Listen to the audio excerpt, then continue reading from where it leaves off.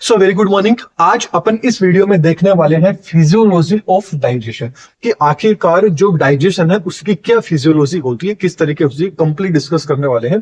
ये question exam में आ जाता है, तो जिस तरह से मैं बताता हूं वैसे आप करके आएंगे तो अच्छे नंबर और पूरे नंबर मिलने के आपको चांसेस रहेंगे। आप सबको पता है, चाहे मेमेलियन फिजियोलॉजी बोल लीजिए, चाहे एनिमल फिजियोलॉजी बोल लीजिए, या आप इसको ह्यूमन फिजियोलॉजी बोल लीजिए, इन सब की सीरीज चल रही है अपनी। एक ही नाम है, उसके बुक्स का अलग अलग यूनिवर्सिटी ने अलग अलग नाम देख रखा है, चीजें वही है।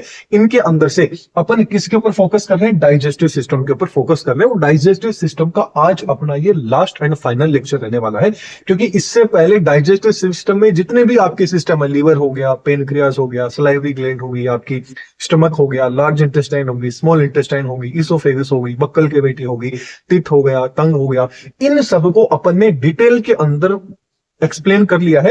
अब अपन पूरी की पूरी जो फिजियोलॉजी है कि कहां पर डाइजेशन की प्रोसेस होती है, वो सारी की सारी चीजें आज अपन एक्सप्लेन करने वाले हैं। तो चलिए, मेरा अपना फोकस किस पे रहेगा? फिजियोलॉजी ऑफ डाइजेशन के ऊपर। अब देखिए आप सब, इसके अलावा मैं आपको एक चीज और बता देते हैं कि प्ले स्टोर के ऊपर अपनी एप्लीकेशन है दादीज ग्रुप ऑफ एजुकेशन, इसी चैनल के नाम से है। तो एक बार एप्लीकेशन को विजिट जरूर कीजिएगा, काफी आपको बेनिफिट मिलेगा। वहां पर आपको नोट्स हो गए, वीडियो लेक्चर हो गए, इंपोर्टेंट क्वेश्चन हो गए, ये सारी चीजें देखने को मिलेगी। कुछ चीजें वहां पर पेड है, कुछ चीजें फ्री है, तो आप अपने अकॉर्डिंग देख लीजिएगा, लेकिन एक बार एप्लीकेशन को विजिट जरूर कीजिएगा, आपको बीएससी सेमेस्टर के आपके एग्जाम में हेल्प जरूर मिलेगी। तो चलिए बात कर लेते हैं सबसे पहले फिजियोलॉजी ऑफ डाइजेशन कि आखिरकार डाइजेशन की फिजियोलॉजी कहां पर होती है, कैसे होती है। डाइजेशन की बात करें तो जो डाइजेशन की जो प्रोसेस है या जो डाइजेशन है, ये आपका क्या होता है, दो तरीके से कंप्लीट होता है। एक तो मैकेनिकल डाइजेशन, एक केमिकल डाइजेशन। बोले तो माउथ के अंदर ले लीजिए, स्टमक में ले लीजिए, आपके पूरा का पूरा जो आपकी डाइजेस्टिव जो ट्रैक है, इसके अंदर जो डाइजेशन की जो प्रोसेस है, ये दो तरीके से कंप्लीट होती है। एक तो केमिकल डाइजेशन, बोले तो यांत्रिक पाचन हो गया, एक आपका कौन सा आ जाता है, एक तो मैकेनिकल डाइजेशन जिसको यांत्रिक पाचन बोला जाता है, एक आपका रासायनिक पाचन हो गया जिसको केमिकल डाइजेशन बोला जाता है। अब बात करते हैं सबसे पहले ओरल कैविटी की। आखिरकार ओरल कैविटी है ना, मुंह के अंदर के जो आपकी ओरल कैविटी, बक्कल कैविटी है ना, इसके अंदर डाइजेशन कैसे होता है। इसके अंदर भी दो तरह का डाइजेशन देखने को मिलता है, केमिकल डाइजेशन भी देखने को मिलता है और मैकेनिकल डाइजेशन भी देखने को मिलता है। सबसे पहले मैकेनिकल डाइजेशन की बात कर लेते हैं। तो मैकेनिकल जो डाइजेशन है, इसके अंदर जो अपने दांत हो गया, अपने होठ हो गया, अपनी जीभ होगी, ये सारे के सारे क्या करते हैं, इंपोर्टेंट रोल प्ले करते हैं कि भोजन को अच्छे से च्युइंग किया जा सके, चबाया जा सके, या बोले तो उसका अच्छे से क्या हो सके, मस्टिकेट हो सके। सीधी सी बात है, डाइजेशन की डेफिनेशन ही क्या होती है कि जो लार्ज पार्टिकल है उनको स्मॉल पार्टिकल, बोले तो सिंपल पार्टिकल के अंदर तोड़ने की जो प्रोसेस होती है, उसी को तो क्या बोलते हैं, डाइजेशन बोलते हैं। और मैकेनिकल डाइजेशन में क्या होता है, उसी लार्ज चीज को क्या किया जाता है, थोड़ा आसान बना दिया जाता है अपने दांतों के द्वारा, ताकि क्या हो सके, उसका डाइजेशन उस चीज का अच्छे से हो सके। इस तरह का जो डाइजेशन है वो तो कौन सा हो गया, मैकेनिकल, मतलब जिसके अंदर क्या लग रही है, यांत्रिक ऊर्जा लग रही है, बोले तो अपने खुद के द्वारा क्या लगाया जा रहा है, उसके अंदर एनर्जी लगाई जा रही है। आगे यदि बात करें तो सेकंड पार्ट ही आ जाता है इसका केमिकल डाइजेशन, क्योंकि दोनों तरह का डाइजेशन देखने को मिलता है, mechanical and chemical. Chemical digestion की बात करें तो यहां पर केमिकल के रूप में क्या होता है, जो आपका टाइलिन होता है, ये टाइलिन आपका जो स्लाइवा है, आपकी लार है, इसके अंदर क्या होता है, प्रेजेंट होता है। जो अपनी लार होती है ना, उसमें क्या होता है, स्लाइव आपकी जो टाइलिन है ये प्रेजेंट होता है, जो ह्यूमन की लार होती है, स्लाइवा होता है उसके अंदर। ये आपका क्या करता है, ये जो आपके जो भी आपने फूड खाया है, उस फूड के अंदर जो स्टार्च है, उस स्टार्च को ब्रेक डाउन करने का, तोड़ने का काम कौन करता है, आपके टाइलिन के द्वारा किया जाता है। एंड जो भी आपकी पची हुई स्टार्च मान लीजिए या नॉन पची हुई मान लीजिए, मतलब कुक्ड या आपकी जो हिप आपकी जो स्टार्च होती है, उस स्टार्च को क्या किया जाता है, यहां पर सिर्फ तोड़ा जाता है। ऐसे नहीं है कि पूरा ही उसको स्टार्च को डाइजेस्ट कर लिया जाता है, मतलब थोड़ी अमाउंट के अंदर क्या कर दिया जाता है, उस स्टार्च का ब्रेक डाउन कर दिया जाता है, मतलब स्टार्च होगी, ये किसके अंदर कन्वर्ट कर दिया जाता है, जो टाइलिन होता है, ये टाइलिन क्या कर देगा, उसको आपका माल्टोस एंड जो अल्फा डेक्स्ट्रिन है, इसके अंदर क्या कर देता है, उसको तोड़ देता है। और बात करें तो जो स्टार्च का ऑलमोस्ट 30% जो पार्ट होता है, जो भी अपन ने फूड खाया है, जो भी भोजन खाया है, उसके अंदर स्टार्च का जो 30% उसको तोड़ना हो गया, उसका जो डाइजेशन हो गया, वो किसके द्वारा किया जाता है, आपके टाइलिन के द्वारा किया जाता है। आई थिंक ये आपको समझ में आ गया कि ओरल कैविटी के अंदर किस चीज का डाइजेशन होता है, कौन करता है, टाइलिन किसका डाइजेशन करता है, आपके स्टार्च का डाइजेशन करता है। ये तो अपन ने बात कर ली कि भाई मुंह के अंदर हो गया। अब क्या होगा, जैसे ही माउथ के अंदर जो आपका मैकेनिकल एंड केमिकल दोनों तरह का डाइजेशन हो जाता है, फिर अपन क्या कर लेते हैं, उसको निगल लेते हैं, स्वेलो कर लेते हैं। और आप सबको पता है कि जो आपकी ईसोफेगस होती है, इसके अंदर किसी भी तरह का डाइजेशन नहीं होता है। ये ओनली फॉर एक पाथवे होती है कि फूड को क्या कर सके, बक्कल कैविटी या ओरल कैविटी से स्टमक तक ले जा सके। तो फूड अब कहां पहुंच गया, आपके स्टमक में। अब जो आपका स्टमक रहेगा, इसके अंदर भी केमिकल डाइजेशन भी देखने को मिलेगा एंड आपका मैकेनिकल डाइजेशन भी देखने को मिलेगा। मैकेनिकल डाइजेशन की सबसे पहले बात करें तो मैकेनिकल डाइजेशन में क्या होता है, चर्निंग होती है। जो भी आपने देखिए, कई बार तो आप क्या कर लेते हैं कि जो आपका फूड होता है, जो भी आपने रोटी खाई, जो भी खाई, उसको आपने अच्छे से चबा लिया। कई लोग क्या करते हैं, उसको थोड़ा कम चबाते हैं। तो जो कम आपने चबाया है, उसको और अच्छा क्या करना पड़ेगा, सिंपल वे के अंदर उसको कन्वर्ट करना पड़ेगा।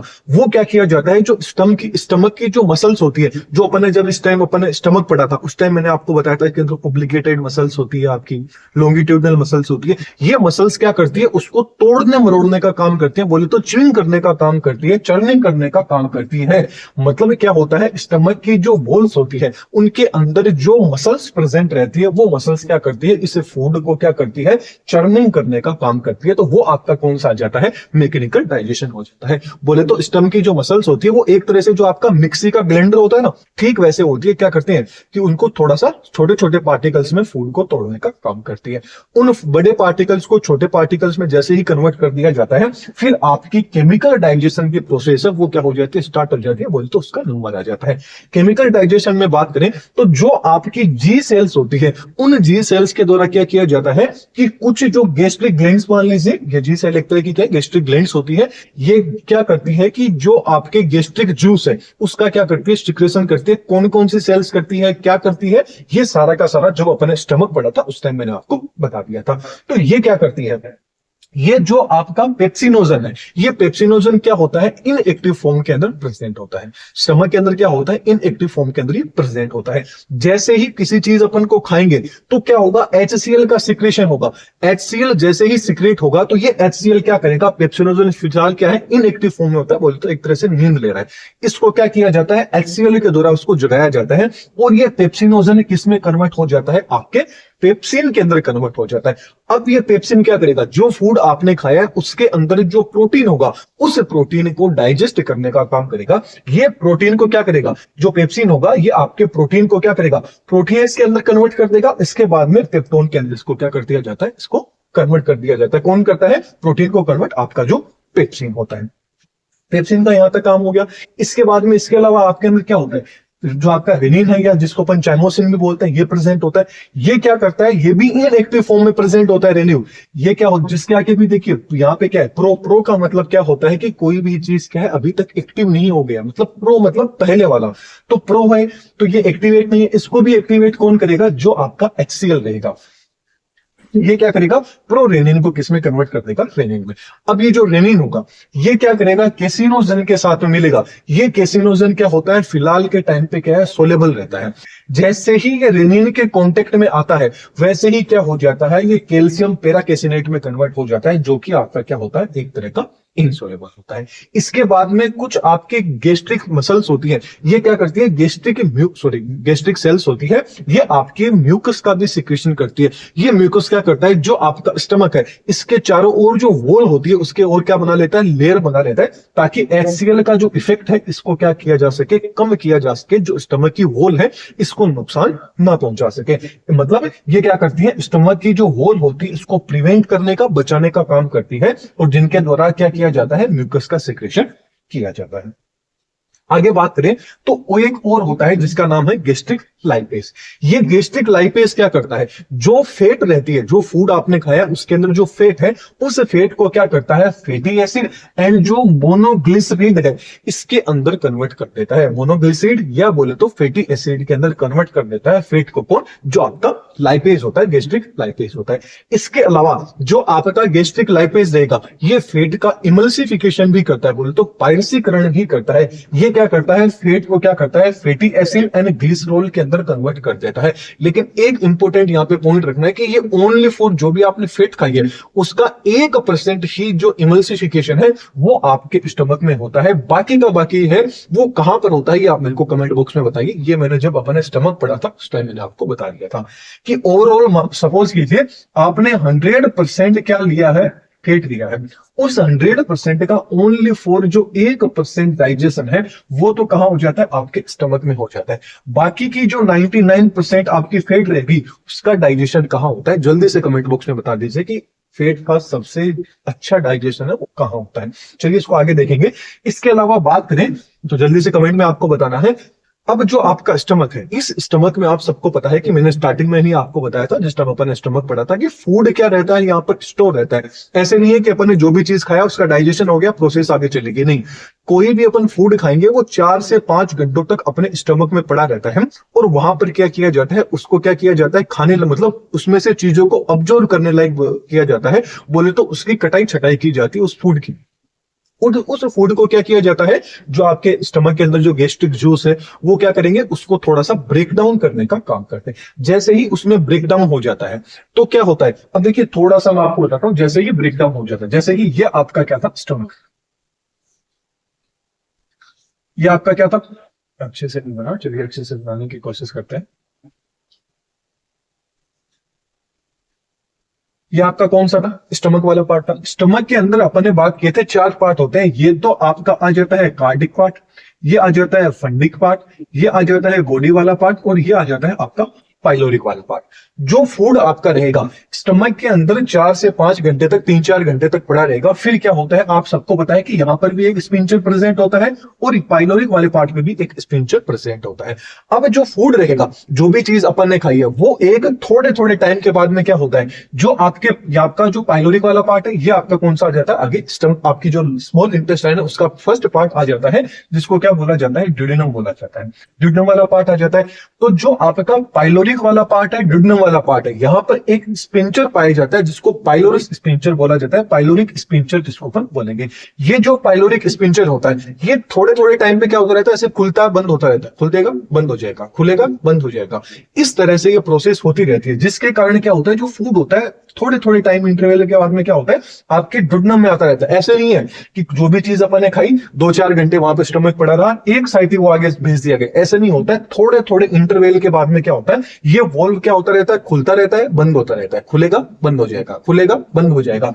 तब क्या होगा, जो फूड होगा वो आगे की तरफ ट्रेवल करता रहता है। और फिर जो आपकी ड्यूडेनम होता है, सबसे ज्यादा डाइजेशन की जो प्रोसेस होती है, अब्जॉर्प्शन की प्रोसेस होती है, वो आपके कहां होती है, ड्यूडेनम के अंदर सबसे ज्यादा फूड का जो डाइजेशन है वो किया जाता है। तो ये वो जो चीज मैंने आपको बताई वो है कि यहाँ पे पाइलोरिक स्पिंचर होता है जो थोड़े थोड़े इंटरवल में क्या होता है, ओपन होता रहता है और स्मॉल इंटेस्टाइन में जो फूड है वो धीरे धीरे आगे की तरफ बढ़ता जाएगा।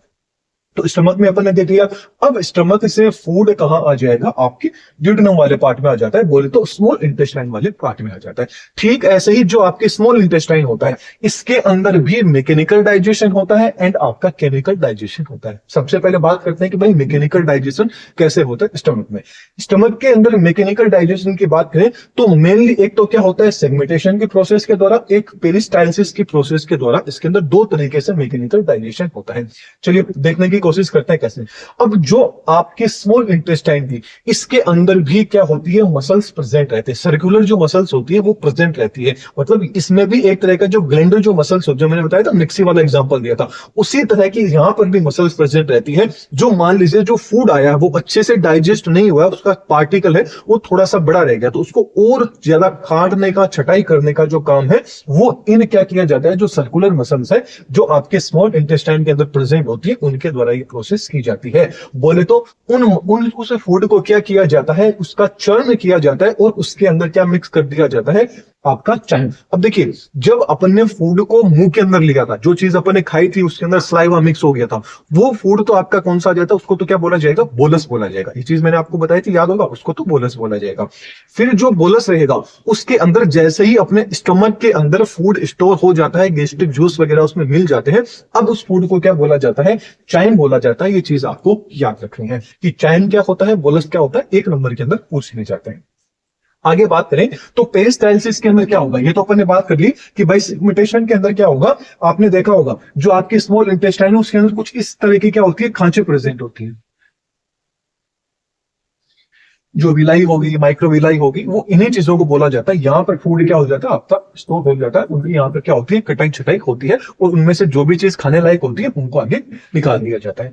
अब यहाँ पर ये जो फूड रहेगा, अब ये फूड ऐसे तो नहीं कि एक जगह रहेगा, इस फूड को आगे तो करना पड़ेगा। तो इन मसल्स में क्या होता है, मूवमेंट होता रहता है। इस तरह से क्या होती है, मसल्स चलते रहते हैं, माइक्रोविलाई विलाई हो गए, ये फूड को इस तरह से आगे की साइड में बढ़ाती रहती है। तो इसी प्रोसेस को क्या बोला जाता है, पेरिस्टाइलिस बोला जाता है। जो क्या करेगी, मसल्स के अंदर कॉन्ट्रेक्शन होता है जिसके द्वारा जो फूड होता है वो डाइजेस्टिव ट्रैक में आगे बढ़ता है। इस तरह से क्या होता है, आगे बढ़ता रहता है।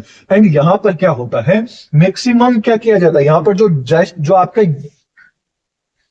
जो आपका डाइजेस्टिव जो जूस था, उस जूस को क्या कर दिया जाता है, आपके डुडम के अंदर क्या कर दिया जाता है, मिक्स कर दिया जाता है। अब आप सबको पता है कि जो आपकी डुडनम वाला पार्ट होता है, इसी के अंदर लीवर भी आपका क्या होता है, लीवर की जो डक्टिंग है वो भी इसके अंदर खुलती है, पेनक्रियाज के द्वारा जो डक्ट आती है वो भी इसी के अंदर खुलती है। तो सबसे ज्यादा जो डाइजेशन की प्रोसेस होती है वो कहां होती है, आपके डुडनम वाले पार्ट के अंदर होती है। एंड फैट का जो सबसे ज्यादा इमल्सिफिकेशन है वो भी कहां होता है, आपके डुडनम के अंदर होता है। तो ये तो अपने बात कर ली मैकेनिकल डाइजेशन की। अब बात करते हैं केमिकल डाइजेशन, इसमें कैसे होता है। केमिकल डाइजेशन की बात करें तो जो आपका फूड रहेगा वो पाइलोरस वाले पार्ट से क्या आ जाएगा, आपके डडनम वाला जो पहला पार्ट था उसके अंदर आ जाएगा, और वो फूड आएगा किस फॉर्म में आएगा, चाइम के रूप में आएगा। चाइम बोले तो वो कैसा होगा, आपका एसिडिक होगा। क्यों, क्योंकि उसके अंदर HCl ज्यादा अमाउंट के अंदर प्रेजेंट है। जो अपन ने बोलस लिया था, जो अपन ने मुंह के अंदर लिया था, वो आपके क्या था, बोलस था। वो बोलस जैसे ही स्टमक में जाता है तो स्टमक में जो आपके गैस्ट्रिक जूस थे वो मिक्स करके क्या कर लेते हैं,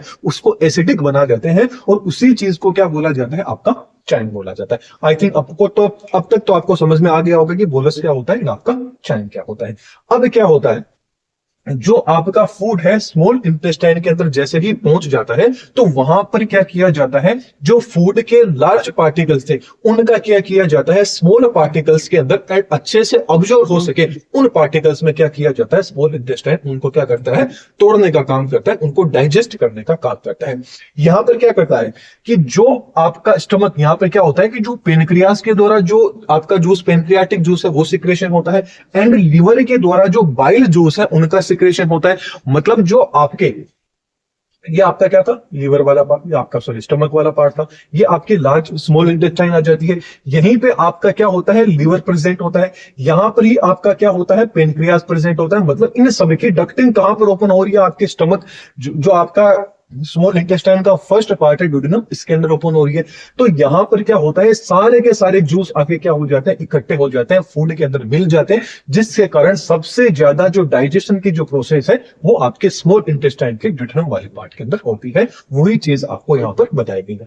अब यहाँ पर क्या किया जाता है, पेनक्रियाटिक जूस का भी सिक्रेशन होगा, जो पेनक्रियास के द्वारा होगा। बाइल जूस का सिक्रेट किसके द्वारा होगा, लीवर के द्वारा होगा।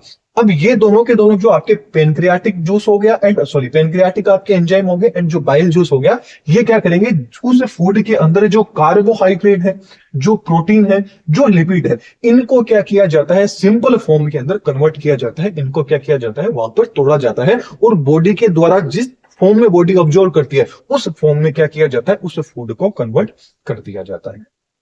इसके अलावा जो इंटेस्टाइनल जो म्यूकोसल एपिथेलियम होती है, वहां पर क्या होती है, जो गोबलेट सेल है उनके द्वारा क्या किया जाता है, म्यूकस का सिक्रेशन किया जाता है, ताकि जो फूड आया है उसको, एक चीज सपोज कीजिए कि कोई जैसे फोम ले लीजिए, यदि कोई फोम है उस फोम को अपन निचोड़ देते हैं, उसमें जितना भी पानी होगा वो पानी तो अपन ने क्या कर दिया, निचोड़ दिया। अब क्या है, वो सॉलिड फॉर्म में कन्वर्ट हो गया। अब अपन को क्या करना है, वापस उसको थोड़ा सा नॉर्मल करना है, तो उसको क्या करेंगे, हल्का सा पानी डालेंगे, फिर उसमें से निकाल लेंगे। फॉर एग्जांपल नींबू का ले लीजिए, नींबू में से यदि आप रस निकालते हैं तो पहले आप उसको क्या कर लेते हैं, एकदम रस निकाल लेते हैं, फिर उसको वापस क्या डालते हैं, पानी में डालते हैं, ताकि उसके अंदर और यदि जूस है, रस है, उस रस को निकाल के वापस निचोड़ते हैं। वही प्रोसेस क्या होती है, अपने फूड के द्वारा किया जाता है, स्मॉल इंटेस्टाइन के द्वारा। उस फूड में से पहले सारी चीजें निकाल लेंगे, फिर जो म्यूकस चीज, जो आपकी म्यूकस ग्लैंड है वो म्यूकस का सिक्रेशन कर लेगी, ताकि वो फूड को थोड़ा सा और चिकना बनाया जा सके, उसमें से और चीजों को लिया जा सके। वो प्रोसेस यहाँ पर होती है आपके स्मॉल इंटेस्टाइन के अंदर, बोले तो इंटेस्टाइनल जूस के द्वारा, जो क्या होता है, जिसको इंटेस्टाइनल जूस बोल लीजिए या आपके सकस इंट्रिकस बोल लीजिए। अब देखते हैं ये किन चीजों का ऑब्जर्व करता है। ये जो चीज मैंने बताई वो सारा का सारा हिंदी मीडियम वालों के लिए हो जाएगा। आगे देखें तो जो स्मॉल इंटेस्टाइन के अंदर जो अपन ने बात की थी अभी, सकस इंटिकस थी या जो इंटेस्टाइनल म्यूकस था, उनके द्वारा क्या किया जाता है, कुछ एंजाइम्स का सिक्रेशन किया जाता है। वो एंजाइम क्या करते हैं, ये जो आपका पहला आ जाता है पेप्टाइडेज आ जाता है। जो पेप्टाइडेज होता है ये एक तरह का एक्सोपेप्टाइडेज होता है, जो क्या करता है, जो ओलिगोसेकेराइड को क्या करता है, जो फूड के अंदर क्या करता है, it convert oligosaccharide into amino acid को कन्वर्ट कर देता है। मतलब यहां पर क्या होगा, जो आपके लार्ज पेप्टाइड रहेंगे उन लार्ज पेप्टाइड को क्या किया जाता है, स्मॉल पेप्टाइड के अंदर या एंड जो आपके अमाइनो एसिड है उनके अंदर उनको क्या किया जाता है, कन्वर्ट किया। बोले तो लार्ज पेप्टाइड को small peptide and amino acid है इसके अंदर कन्वर्ट करता है कौन, जो आपका अमाइनो पेप्टाइडेज होता है। इसके अलावा बात करें जो इंटेस्टाइनल जो लाइपेज होता है, ये लाइपेज क्या करेगा, जो आपने फूड लिया है उसके अंदर जो फेट है उस फेट को क्या करेगा, मोनोग्लिसरीन एंड जो आपके फैटी एसिड है इनके अंदर क्या कर देता है, उनको कन्वर्ट कर देता है। इसके अलावा न्यूक्लियोटाइडेज एंड जो आपका न्यूक्लियोसाइडेज है, ये क्या करते हैं, जो आपका न्यूक्लियोटाइड्स है उस न्यूक्लियोटाइड्स को क्या किया जाता है, न्यूक्लियोसाइड्स एंड जो फोस्फेट है इसके अंदर कन्वर्ट कर देता है कौन, आपका न्यूक्लियोटाइडेज। ठीक ऐसे ही जो न्यूक्लियोसाइडेज है, ये न्यूक्लियोसाइडेज क्या करता है, न्यूक्लियोसाइड को क्या करता है, पेंटोज एंड जो नाइट्रोजन बेसेस है इनके अंदर क्या कर दिया जाता है, कन्वर्ट कर दिया जाता है, जो आपके स्मॉल इंटेस्टाइन में वाला कर दिया जाता है। आगे बात करें तो अब ये जो स्मॉल इंटेस्टाइन वाला जो फूड रहेगा ये आगे कहां चला जाएगा, पेरिस्टालसिस बोले तो मैकेनिकल डाइजेशन के द्वारा कहां आ जाएगा, वो आपके लार्ज इंटेस्टाइन में आ जाएगा। लार्ज इंटेस्टाइन का जो फर्स्ट पार्ट होता है वो कौन सा होता है, सीकम वाला पार्ट होता है, वहां पर फूड आ जाएगा। और स्मॉल इंटेस्टाइन का लास्ट पार्ट कौन सा आ जाता है, इलियम आ जाता है। जैसे कि फॉर एग्जांपल अपन बात करें, ये आ रही है आपके स्मॉल इंटेस्टाइन का लास्ट वाला पार्ट। यहां पर क्या होता है, एक वॉल्व प्रेजेंट रहता है, और ये आ जाती है आपकी लार्ज इंटेस्टाइन वाला फर्स्ट पार्ट, जिसको सीकम वाला पार्ट आ गया, ये इलियम वाला पार्ट आ गया, यहाँ पर आपकी अपेंडिक्स लटकी हुई रहती है। जो आपका इलियम वाला पार्ट है, सीकम वाला पार्ट है, यहां पर भी क्या होता है, एक वॉल्व प्रेजेंट रहता है। इस वॉल्व को क्या बोला जाता है, इलियोसिकल वॉल्व बोला जाता है। क्या बोला जाता है, इलियोसिकल वॉल्व। यहां पर भी सेम वही प्रोसेस होती है, ये थोड़े थोड़े टाइम में खुलता रहता है, बंद होता रहता है, खुलता रहता है, बंद होता रहता है। और जो भी फूड है आपके, जो आपका इलियम वाला पार्ट है, इससे कहां जाता है, सिक्कम में आ जाता है। वापस ये फूड सिक्कम से इलियम में नहीं चला जाए, इसलिए क्या हो जाता है, ये वॉल्व आपके यहाँ पे वॉल्व प्रेजेंट होता है, जो खुलता रहता है, बंद होता रहता है। फूड को यहां से यहां जाना होता है, तभी ये खुलेगा, तभी ये बंद होगा। आगे बात करें इसके अंदर, अब जो आपकी लार्ज इंटेस्टाइन है, याद रखना लार्ज इंटेस्टाइन में किसी भी तरह की जो डाइजेस्टिव एक्टिविटी है वो एक्टिविटी यहां पर बिल्कुल भी नहीं होती है। लार्ज इंटेस्टाइन में ओनली फॉर जो अब्जॉर्प्शन की जो प्रोसेस होती है वही होती है। किसी भी चीज को सिर्फ अब्जॉर्ब यहाँ किया जाता है, क्योंकि जो भी मेन जो फंक्शन रहता है ना वो आपकी स्मॉल इंटेस्टाइन का रहता है। वहां पर जितना भी चीजें अब्जॉर्ब होगी, जो भी चीज डाइजेस्ट होगी, वो सारा काम उनका हो गया।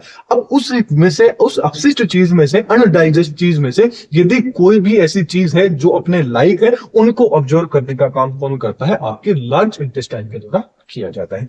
अब क्या होता है, लार्ज इंटेस्टाइन क्या करता है, जो वाटर हो गए, मिनरल्स हो गए, आपके कुछ आपके डर्क्स हो गए, इन सब को ऑब्जर्व करने का काम किसके द्वारा किया जाता है, लार्ज इंटेस्टाइन के द्वारा किया जाता है। अब जो आपके लार्ज इंटेस्टाइन है, इसके द्वारा भी म्यूकस का सिक्रेशन होता है।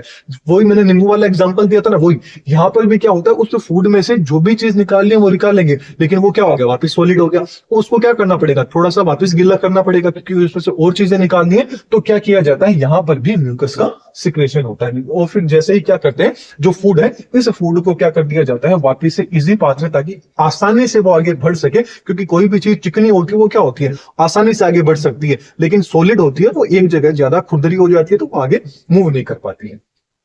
अब जो आपका सिक्कम वाला पार्ट था, उस सिक्कम वाले पार्ट के अंदर सबसे पहले क्या होता है, अपन ने देखा था कि कुछ सिम्बायोटिक क्या होते हैं, बैक्टीरिया प्रेजेंट होते हैं, जिनको क्या बोला जाता है, इसीरियस कोलाई।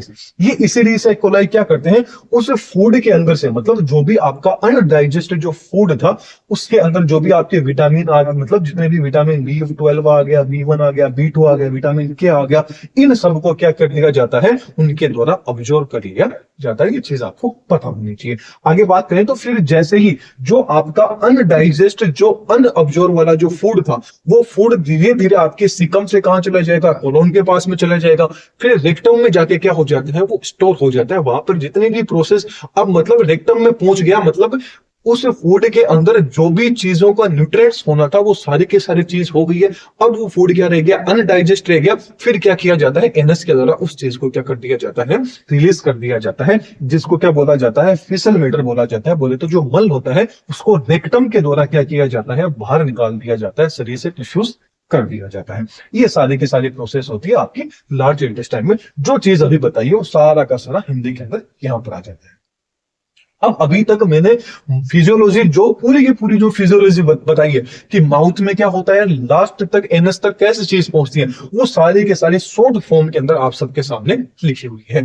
जैसे माउथ के अंदर क्या होता है, फूड का मैकेनिकल डाइजेशन हो गया, किस तरह से होता है, सलाइवरी ग्लैंड्स का यहाँ पर क्या रोल रहता है, इसोफेगस का क्या रहता है, स्टमक का यहाँ पर क्या रोल रहता है, लीवर का क्या रहेगा, पेनक्रियास का क्या रहेगा, स्मॉल इंटेस्टाइन का क्या रहेगा, लार्ज इंटेस्टाइन का क्या रहेगा, एनएस का क्या रोल रहेगा, रेक्टम का क्या रहेगा, ये सारी की सारी चीज मैंने क्या कर दी, यहां पर एक चार्ट के फॉर्म में आप सबके सामने लेके आ गए।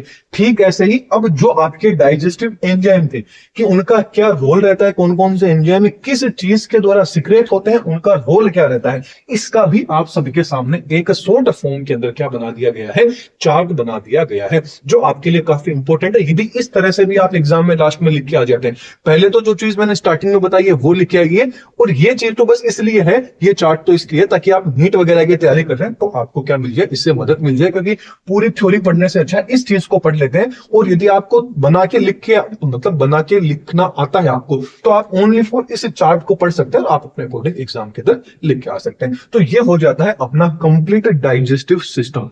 यहां तक अपना डाइजेस्टिव सिस्टम की पूरी सीरीज हो गई, जिसके अंदर अपन ने आपकी एनाटॉमी भी देख ली है एंड आपकी फिजियोलॉजी भी देख ली है डाइजेस्टिव सिस्टम की। तो वीडियो पसंद आई तो वीडियो को लाइक जरूर कीजिएगा, चैनल को सब्सक्राइब कीजिएगा। अगला जो लेक्चर रहेगा उसके अंदर नए टॉपिक के साथ में, नई सीरीज के साथ में अपन फिर मिलेंगे। एंड एक बार प्ले स्टोर पे जो एप्लीकेशन है उसको विजिट है वो आप जरूर कीजिएगा। थैंक यू, अगले लेक्चर में फिर मिलते हैं।